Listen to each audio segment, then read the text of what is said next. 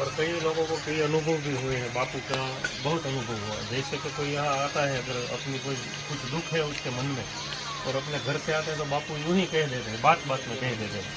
वैसे अंधश्रद्धा में विश्वास नहीं करते थे किसी भी बात पे, लेकिन अगर कुछ किसी को कुछ मुश्किल है, सिद्ध संत बोलते हैं तीनों कालों का उनको जो है अनुभव पैदा हो जाता है। वो अनुभव कई बार किया है, हम लोगों के लिए किया है, इन लोगों वो ने संत बहुत कम होते हैं और जो भविष्य जानने के बाद में भी संत डायरेक्ट नहीं बताते। नहीं बताते। भविष्य वो पूरा पूरा जानते हैं, हाँ। है ना। जो ईश्वर जान सकता है वो सिद्ध संत भी जान सकता है, हाँ। लेकिन वो भी डायरेक्ट नहीं सीधा नहीं बताएंगे बताते। आपको किसी को भी, हाँ है ना। बातों बातों में बस आपको बातों में समझना बोल- पड़ेगा कि महाराज जी हमें क्या समझाना चाहिए, हाँ। क्या उद्देश्य है। हाँ, बस ऐसे ही था बापू का। वो सीधा डायरेक्ट कुछ नहीं कहते थे, बातों बातों में अगर कुछ पकड़ लिया किसी ने तो वो समझ आ गया तो आ गया। बापू ने तो मेरे को ये बोला था, लेकिन मेरे साथ यही हाँ, होता है।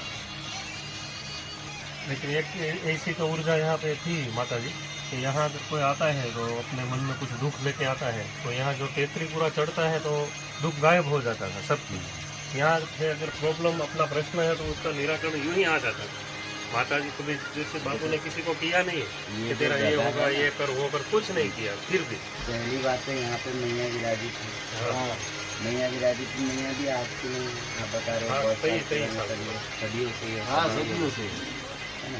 फिर उसके बाद में संतों के चरण, हाँ, और संत भी ऐसे जो महापुरुष, हाँ, उनके चरण से क्यों नहीं होगी किसी की समस्या भी।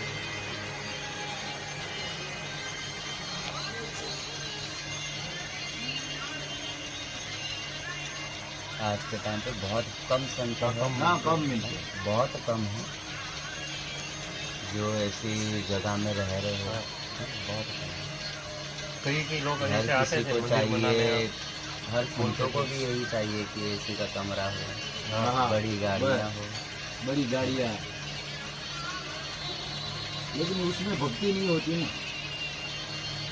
17 तारीख को बड़ा भंडारा का भी कार्यक्रम है और समाधि स्थान का और बापू का 17 को ना, 18 को तो धनतेरस है। हाँ, बापू की बड़ी तिथि है, 1 साल पूरा होगा बापू का ब्रह्मलीन होने।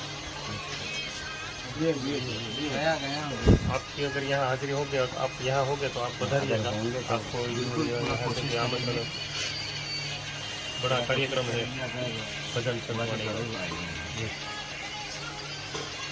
17 को रात में रहेगा। हाँ, रात में रहेगी वो भजन संतवाणी, यहाँ जो गुजरात में करते हैं ना भजन, इस तरह का भजन का डाक कार्यक्रम। वाक का कार्यक्रम, हाँ, रात को वो जो डाक वाक का जो कार्यक्रम नहीं, वो डाक नहीं, वो मांडवा बोलते हैं माता जी का उसको। ये भजन